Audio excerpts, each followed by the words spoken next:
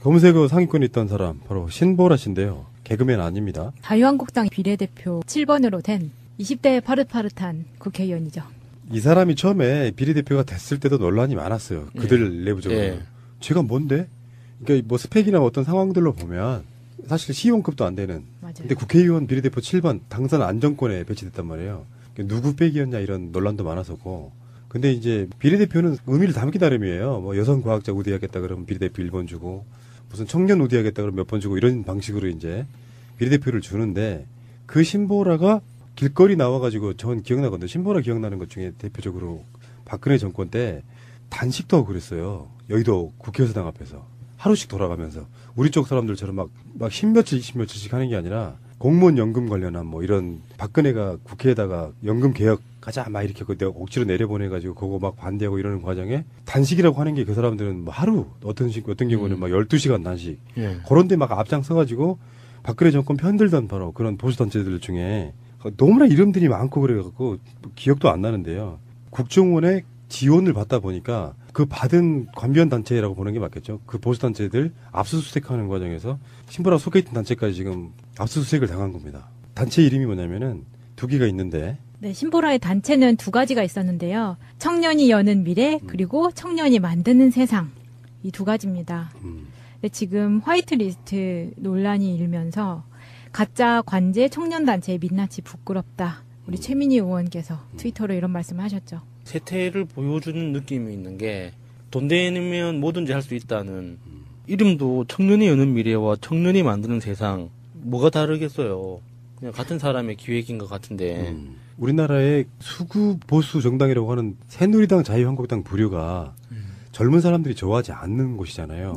그들한테는 희소 아이템인 거예요. 청년들이. 근데 그중에 옛날에 윤주진 이런 사람들 기억나요? 네. 청년인데 생각이 좀 이상해. 청년스럽지가 않아. 그래서 보수의 그 노인네들 정당을 막 대변하고 막 그럴. 그런 사람들이다 보니까 희귀 아이템이다 보니까 그런 거 있잖아. 젊은 사람 같으면 저런 마인드를 갖고 있도 저런 정치하는 정당을 지지할 리가 없는데 가서 거의 친위 조직처럼 길거리에서 우리들이 싸웠듯 같이 싸워주는 거예요. 물론 숫자로만 따지면 10분의 1도 안 되겠지만 그렇게 해서 눈에 들고 하다가 결국에는 국회의원까지 하게 되니까 그들 내부적으로도 참 국회의원 되기 쉽다. 전희경이나 신보라 같은 부류의 젊은, 물론 전희경은 신보라보다는 훨씬 더 나이 좀 먹은 편이지만 그렇게 영입돼가지고 일종의 그들 나름대로의 혁신 어떤 상징하는 그런 것 중에 하나였습니다. 근데 알고 봤더니 이 사람 신보라가 결국에는 국정원의 지원을 받았던 단체에서 활동을 했다. 사실상 대표 역할을 했다. 네. 생각나는 일화가 제가 조그만한 사회적 기업을 창업을 해서 운영을 하고 있었는데 거기 어떤 청년들이 생산 의뢰를 하기 위해서 회사에 찾아왔어요. 그래서 어쩌다 그 당시가 이명박 대통령 시절이었거든요. 그런데 뜬금없이 자기는 우파라고 막 자랑을 하는 거예요.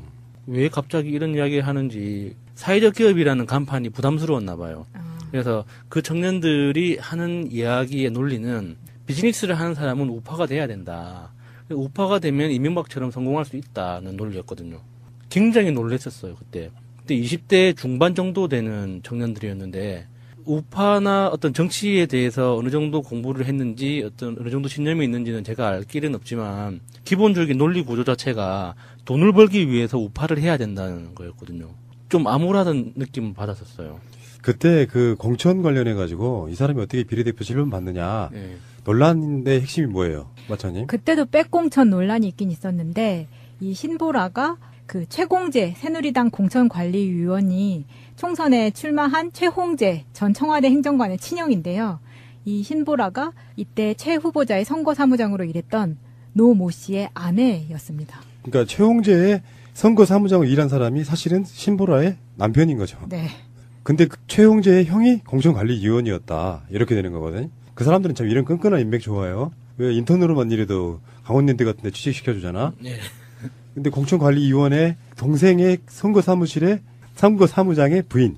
선거사무장이라고 하면 어떤 특정 후보자에게는 굉장히 중요한 역할이잖아요. 네. 아마 거의 비리까지 다 알고 있는 사람.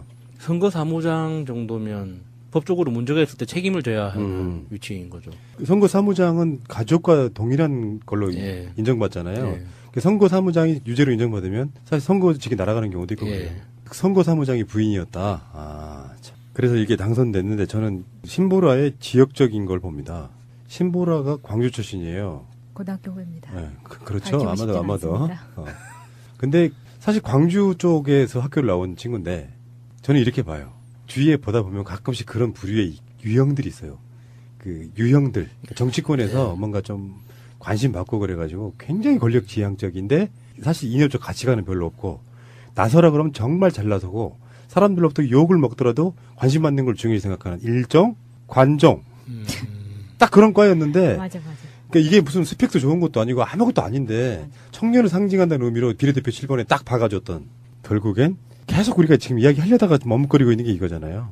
국정원이 만들어준 국회의원이라 이겁니다. 국정원이 만들어주고 행동대장으로 열심히 활동을 했기 때문에 그 보답 차원에서 만들어진 것 같고요. 이게 보면 이 사람이 2014년 8월 달에 새만금에서 새만금 방조제 앞에서 조업하던 어선이 물을 방류하는데 밀려서 뒤집어져서 이제 사망사고가 일어납니다. 선원 3명이 죽는데 그것에 대해서 검찰이 선장을 구속영장을 청구를 했는데 판사가 이건 국가 책임이다. 선장이 책임이 아니라 수문을 방류한 국가 책임이다라는 그런 논지를 피니까 이 판사를 규탄하는 규탄 시위를 합니다. 이 신보라가. 그런데 그 규탄 시위하기 5일 전에 박근혜가 지시를 내렸을 것이라고 아주 강하게 의심되는 김영환 수석의 메모에 등장을 합니다. 그 내용이. 그리고 나서 5일 뒤에 이게 이제 집회가 이루어지는 거예요. 그런 거 보면 이 신보라는 국정원 플러스 박근혜의 떨거지들이 만들어 놓은 아주 밖에서 움직이기 딱 좋은 행동대장 아니었는가 이렇게 의심이 강하게 되는 거거든요. 그러니까 국정원 목세 비례대표네. 그렇잖아. 아, 그럴 수 있겠네. 실제로요, 자기들 우호적인 단순하게 국가 안보 때문에 어떤 밀어주는 그런 국회의원이 아니고 이런 종류 같은 경우는 국정원이 허수아비로 쓰기 위해서 밀어주기도 합니다. 그러니까 요즘 그 블랙리스트 말고 화이트리스트도 이렇게 논란이 많잖아요. 그 화이트리스트의 대상이 됐던 사람 중에 한 명일 거라고 우리가 추정하는 거잖아요. 신보라 씨가. 네. 그런데 이 국정원이 움직이는 방법들을 보면 그 화이트리스트는 자기가 화이트리스트라는 거를 몰랐을 가능성이 굉장히 클 것 같아요. 이게 주변에서 자기의 인맥이나 자기의 어떤 그 활동 능력, 자기 욕망만큼 주변에서 협조가 된다고 느끼지 내가 국정원이 타겟으로 심어놓은 화이트리스트이기 때문에 집중적으로 육성된다는 걸 알고 했을까요? 이분이 나보다 나이브 하시네. 100% 알죠. 네. 아, 그래요? 나이브!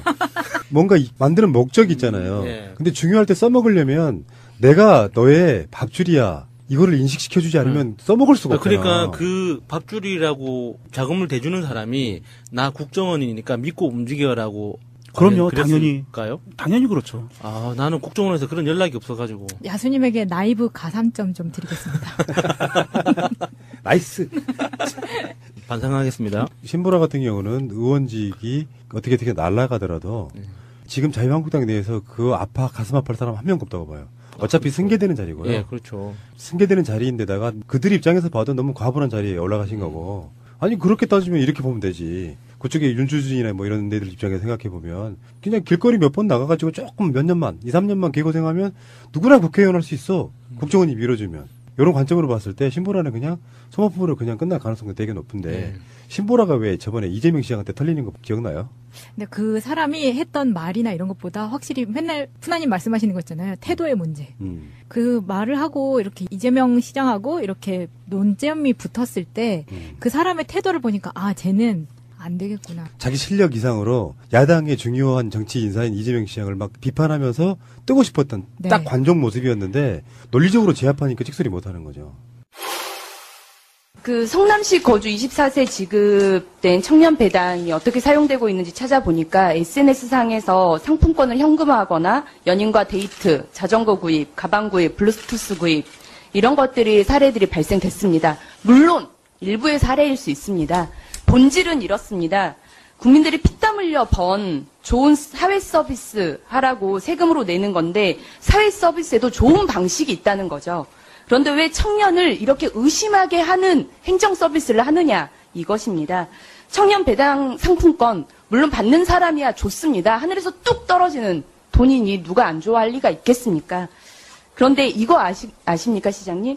내가 하는 무상복지다 대대적으로 홍보하고 계시지만 이 24살 청년들에게 준 돈 어떻게 보면 25살 청년들에게는 내가 첫 일자리를 갖고 열심히 일해서 번 돈으로 나가는 세금일 수 있다는 겁니다.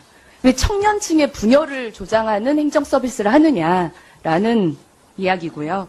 그리고 무상복지라고 천명하시는데 어떤 인터뷰에서 복지는 공짜가 아니다라고 말씀하셨습니다. 그렇습니다. 공짜 아니죠. 세금으로 내시는 홍보하시는 거죠. 그러니까 무상복지라고 하는 이 홍보잔치도 그만두셔야 할 것 같습니다.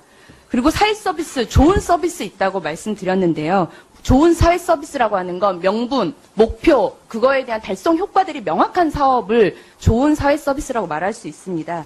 하지만 돈을 지급하는 방식은 어떻게 보면 가장 쉽게 떠올릴 수 있는 행정 서비스입니다.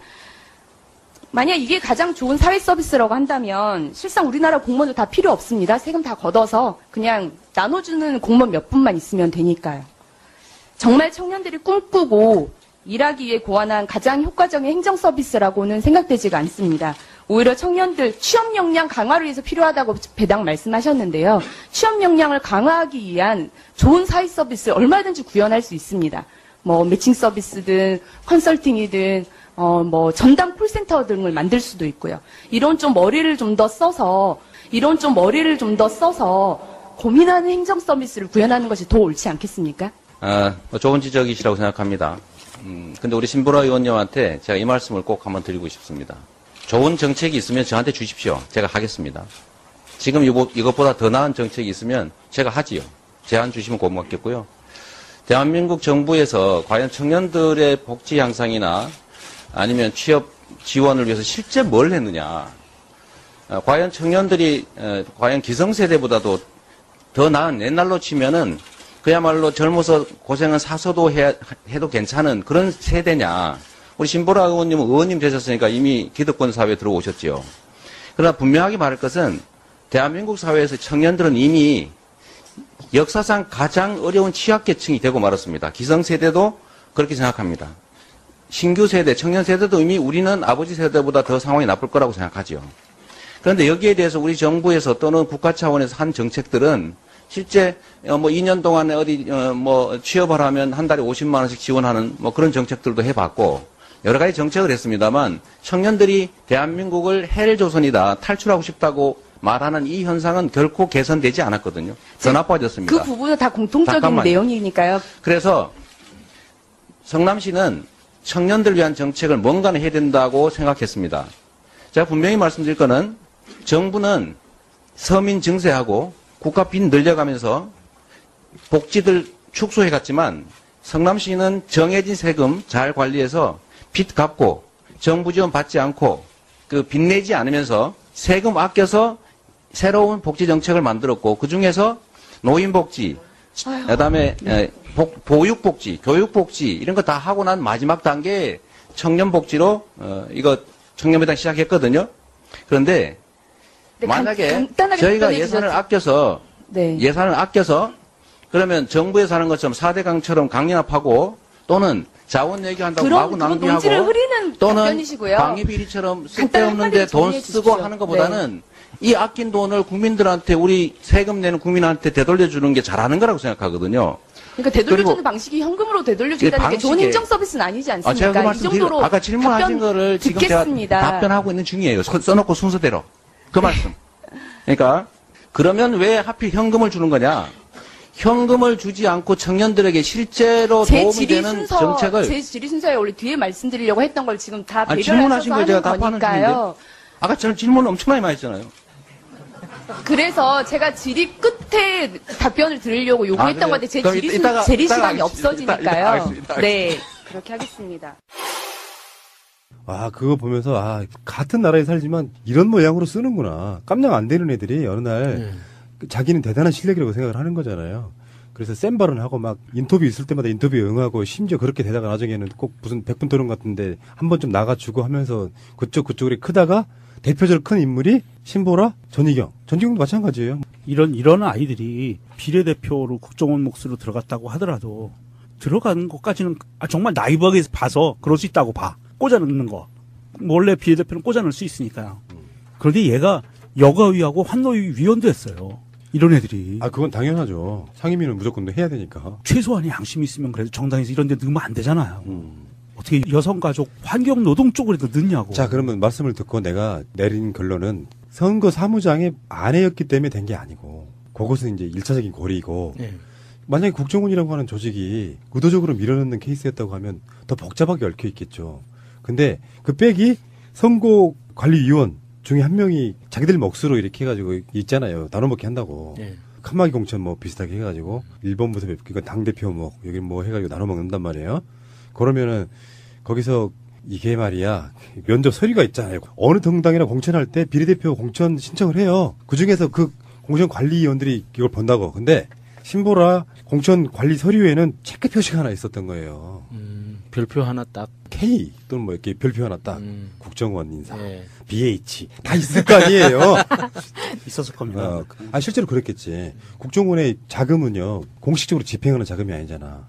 그러면 뒷돈이 들어왔다는 거잖아요. 이런 그 국정원이 지원해준 자금이라는 게. 예. 그러면 그 사람은 우리가 그렇게 많이 써먹는 일종의 블랙 요원인 거예요. 뭐가 달라? 그렇죠, 예. 일종의 블랙 요원 역할을 공식적으로 해놓고 있었던 거야. 얘를 국회까지 집어넣으려고 이력서에 체크 표시돼 있었던 거예요. 우리가 영화에서 봤던 블랙 요원의 이미지랑 너무 달라서 사실 딱 매치가 잘 안 되네요. 보통 블랙 요원이라고 하면은 굉장히 스마트하고 이 똑똑하고 날카로우면서도 뛰어난 능력을 가진 그런 남자, 여자 이런 걸로 영화에 그려지잖아요. 그만해.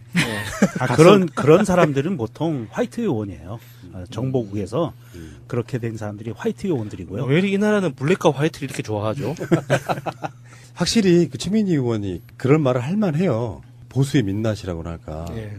막 집어넣는 거예요. 나는 국회의원이 뭐 아무나 할 수 있다는 데는 좀 100% 동의하는 사람이지만 그것도 지역구도 아니고 비례대표 같은 경우는요. 사회적으로 굉장한 어떤 일가를 이루거나 사회적 굉장한 의미가 있거나 전문성이 있거나 전문성이 있거나 이런 것도 아니고 그 뭐 아스팔트 청년단체라는 게 뭐예요. 길거리에서 길바닥에서 좀 굴렀다는 뜻이잖아요. 그러니까 길거리에서 어떤 일부는 국정원을 이슈로 해가지고 댓글 작업하면서 온라인을 장악하려고 했지만 현장에 나가보면 시위하는 건 다 진보 좌파들이야. 그래서 동원된 게 어버이연합부터 시작해서 한데 어버이연합들만 길거리에서 시위를 하니 뽀대가 안 나. 그래서 청년들도 자유한국당, 새누리당 지지한다. 이걸 보여주고 싶었단 말이지.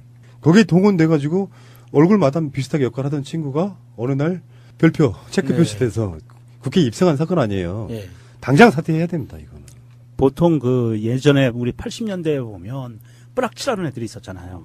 뿌락치라고 학생운동권에 숨어 들어와가지고 경찰이나 국정원에 정보 제공하고 안에서 와해 공작하고 하던 뿌락치 애들도 대부분 그렇게 해가지고 그쪽 계열로 정치의 길을 밟아간 애들이 많아요. 예. 그쪽 아주 전통적인 수법입니다, 이게. 신보라 이야기였고요. 국회에서 좀 안 봤으면 좋겠네요. 이게 부인.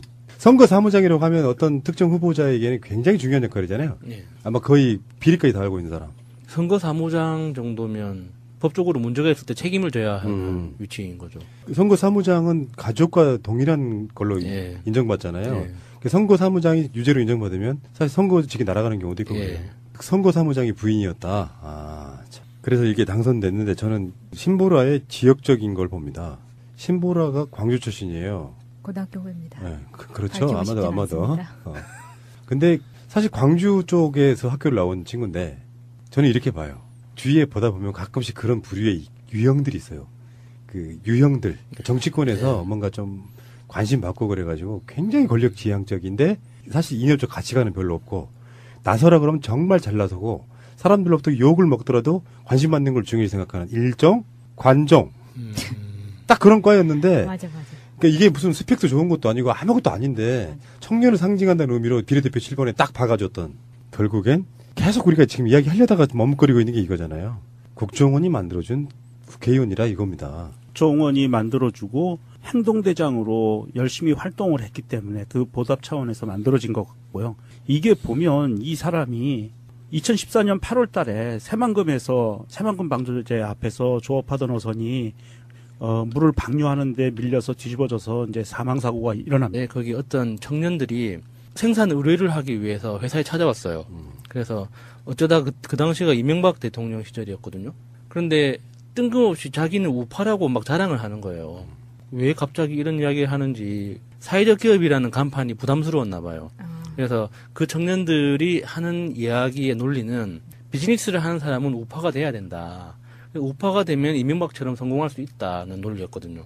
굉장히 놀랐었어요, 그때. 그때 20대 중반 정도 되는 청년들이었는데, 우파나 어떤 정치에 대해서 어느 정도 공부를 했는지, 어느 정도 신념이 있는지는 제가 알 길은 없지만, 기본적인 논리 구조 자체가 돈을 벌기 위해서 우파를 해야 된다는 거였거든요. 좀 암울하던 느낌을 받았었어요. 그때 그 공천 관련해가지고 이 사람이 어떻게 비례대표 실명 받느냐 예. 논란의 핵심이 뭐예요, 마차님? 그때도 백공천 논란이 있긴 있었는데 이 신보라가 그 최공재 새누리당 공천관리위원이 총선에 출마한 최홍재 전 청와대 행정관의 친형인데요. 이 신보라가 이때 최 후보자의 선거사무장으로 일했던 노 모 씨의 아내였습니다. 그러니까 최홍재의 선거사무장으로 일한 사람이 사실은 신보라의 남편인 거죠. 네. 근데 그 최홍재의 형이 공천관리위원이었다. 이렇게 되는 거거든요. 그 사람들은 참 이런 끈끈한 인맥 좋아해요. 왜 인턴으로만 일해도 강원랜드 같은 데 취직시켜주잖아. 예. 근데 공천관리위원회 동생의 선거사무실에 선거사무장. 근데 지금 화이트리스트 논란이 일면서 가짜 관제 청년단체의 민낯이 부끄럽다. 우리 최민희 의원께서 트위터로 이런 말씀을 하셨죠. 세태를 보여주는 느낌이 있는 게 돈 되면 뭐든지 할 수 있다는 이름도 청년이 여는 미래와 청년이 만드는 세상 뭐가 다르겠어요.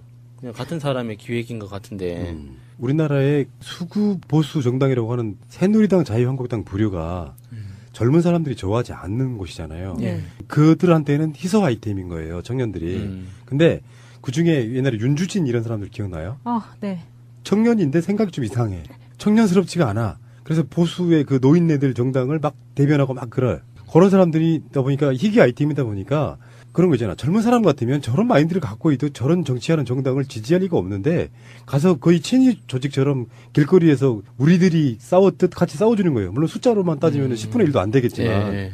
그렇게 해서 눈에 들고 하다가 결국에는 국회의원까지 하게 되니까 그들 내부적으로도 참 국회의원 되기 쉽다. 전희경이나 신보라 같은 부류의 젊은, 물론 전희경은 신보라보다는 훨씬 더 나이 좀 먹은 편이지만 그렇게 영입돼가지고 일종의 그들 나름대로 혁신 어떤 상징하는 그런 것 중에 하나였습니다.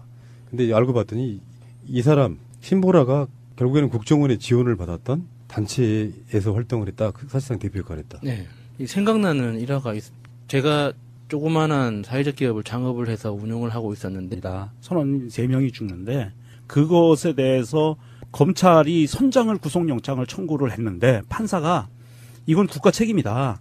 선장이 책임이 아니라 수문을 방류한 국가 책임이다라는 그런 논지를 피니까 이 판사를 규탄하는 규탄 시위를 합니다. 이 신보라가.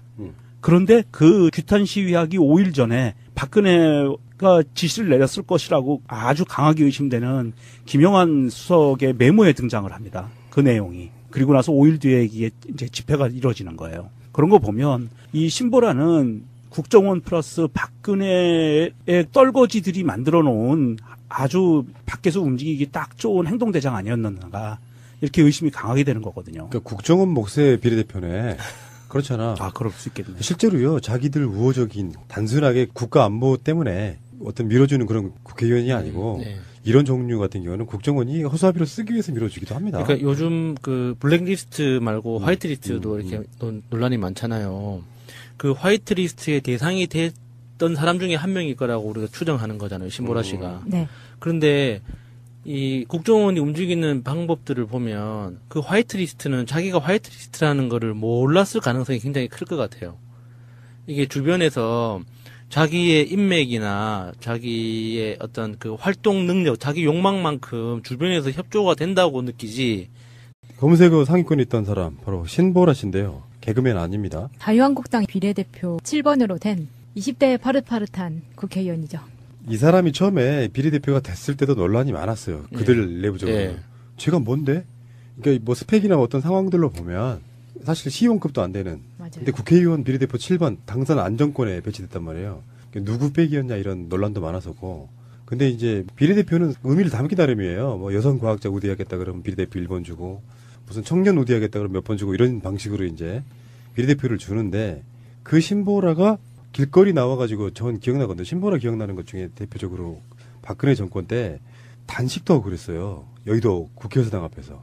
하루씩 돌아가면서 우리 쪽 사람들처럼 막 10며칠, 20며칠씩 하는 게 아니라 공무원 연금 관련한 뭐 이런 박근혜가 국회에다가 연금 개혁 가자 막 이렇게 내가 억지로 내려보내가지고 그거 막 반대하고 이러는 과정에 단식이라고 하는 게 그 사람들은 뭐 하루 어떤 경우는 막 12시간 단식 예. 그런 데 막 앞장서가지고 박근혜 정권 편들던 바로 그런 보수단체들 중에 너무나 이름들이 많고 그래갖고 기억도 안 나는데요. 국정원의 지원을 받다 보니까 그 받은 관변 단체라고 보는 게 맞겠죠. 그 보수단체들 압수수색하는 과정에서 신보라 속해 있던 단체까지 지금 압수수색을 당한 겁니다. 단체 이름이 뭐냐면은 두 개가 있는데 네, 신보라의 단체는 두 가지가 있었는데요. 청년이 여는 미래, 그리고 청년이 만드는 세상. 이 두 가지입니다. 사람들로부터 욕을 먹더라도 관심 받는 걸 중요히 생각하는 일정, 관종. 딱 그런 과였는데 맞아.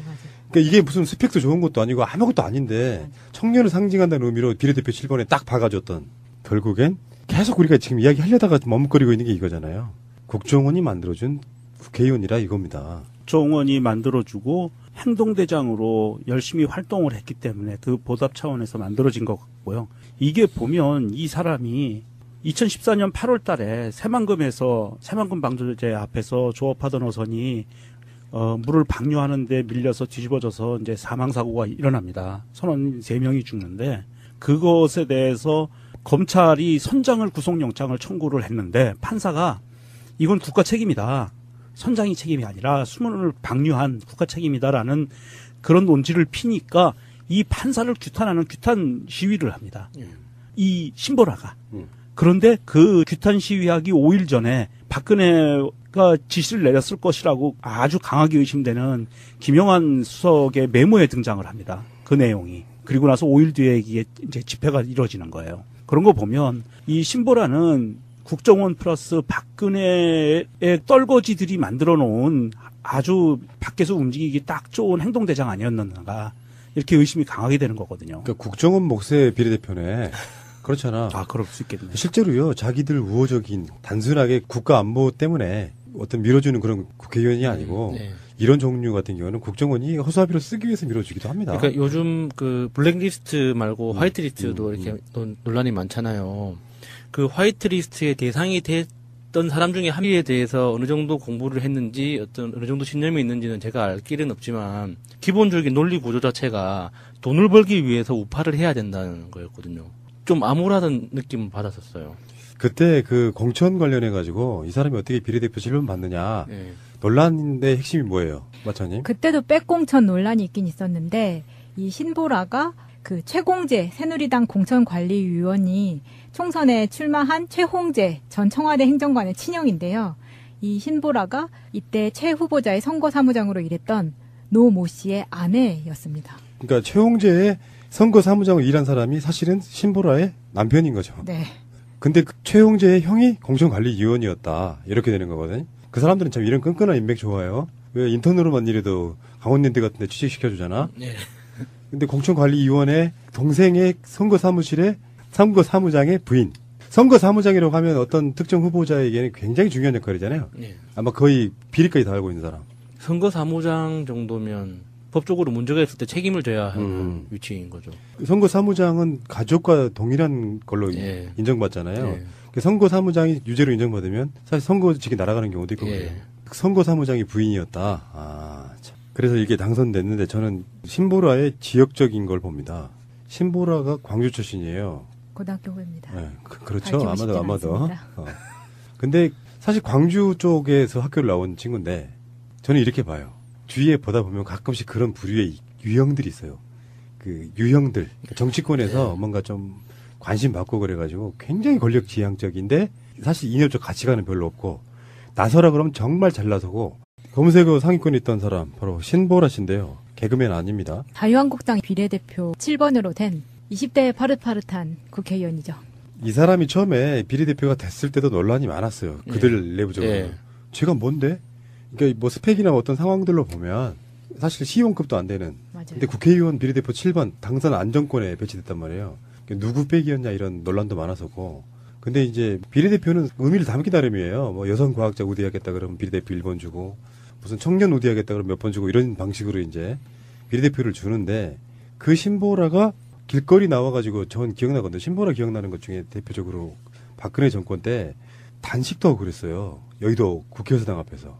하루씩 돌아가면서. 우리 쪽 사람들처럼 막 10며칠씩 하는 게 아니라 공무원 연금 관련한 뭐 이런 박근혜가 국회에다가 연금 개혁 가자 막 이렇게 내가 억지로 내려보내가지고 그거 막 반대하고 이러는 과정에 단식이라고 하는 게 그 사람들은 뭐 하루 어떤 경우는 막 12시간 단식. 예. 그런데 막 앞장서가지고 박근혜 정권 편들던 바로 그런 보수단체들 중에 너무나 이름들이 많고 그래갖고 기억도 안 나는데요. 국정원의 지원을 받다 보니까 그 받은 관변단체라고 보는 게 맞겠죠. 그 보수단체들 압수수색하는 과정에서 신보라 속해 있던 단체까지 지금 압수수색을 당한 겁니다. 단체 이름이 뭐냐면은 두 개가 있는데 네, 신보라의 단체는 두 가지가 있었는데요. 청년이 여는 미래, 그리고 청년이 만드는 세상.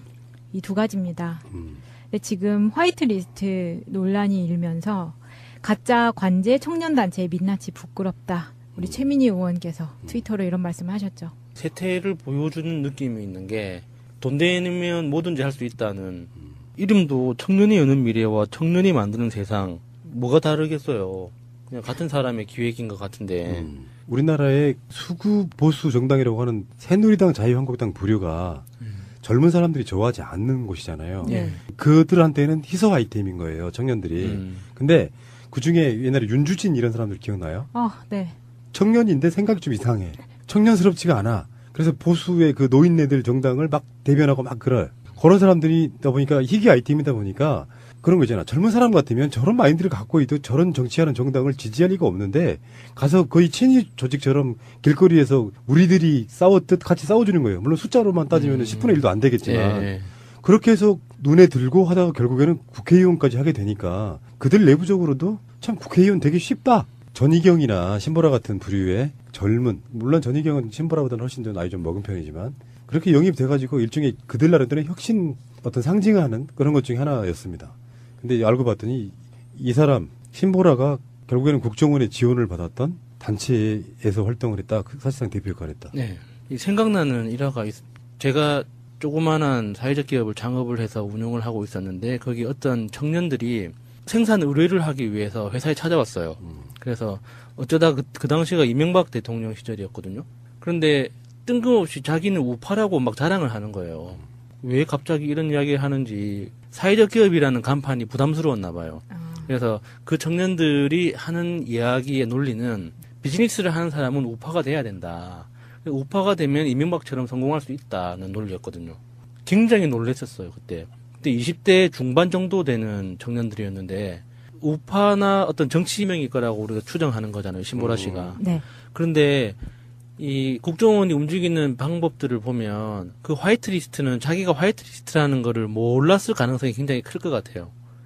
이게 주변에서 자기의 인맥이나 자기의 어떤 그 활동 능력, 자기 욕망만큼 주변에서 협조가 된다고 느끼지 내가 국정원이 타겟으로 심어놓은 화이트리스트이기 때문에 집중적으로 육성된다는 걸 알고 했을까요? 이분이 나보다 나이브 하시네. 100% 알죠. 네. 아, 그래요? 나이브! 뭔가 만드는 목적이 있잖아요. 예. 근데 중요할 때 써먹으려면 내가 너의 밥줄이야. 이거를 인식시켜주지 않으면 써먹을 수가 없잖아. 그러니까 그 밥줄이라고 자금을 대주는 사람이 나 국정원이니까 믿고 움직여라고 그럼요, 그랬을까요? 당연히 그렇죠. 아, 나는 국정원에서 그런 연락이 없어가지고. 야수님에게 나이브 가산점 좀 드리겠습니다. 나이스. 반성하겠습니다. 신보라 같은 경우는 의원직이 어떻게 날아가더라도 지금 자유한국당 내에서 그 가슴 아파할 사람 한 명도 없다고 봐요. 어차피 그렇죠. 승계되는 자리고요. 예, 그렇죠. 승계되는 자리인데다가 그들 입장에서 봐도 너무 과분한 자리에 올라가신 거고. 아니 그렇게 따지면 이렇게 보면 되지. 그쪽에 윤주진이나 뭐 이런 데들 입장에서 생각해 보면 그냥 길거리 몇 번 나가가지고 조금 몇 년만 2, 3년만 개고생하면 누구나 국회의원 할 수 있어. 국정원이 밀어주면. 이런 관점으로 봤을 때 신보라는 그냥 소모품으로 그냥 끝날 가능성이 되게 높은데 신보라가 왜 저번에 이재명 시장한테 털리는 거 기억나요? 근데 그 사람이 했던 말이나 이런 것보다 확실히 맨날 푸나님 말씀하시는 거 있잖아요. 태도의 문제. 그 말을 하고 이렇게 이재명 시장하고 이렇게 논점이 붙었을 때 그 사람의 태도를 보니까 아 쟤는 안 되겠구나. 자기 실력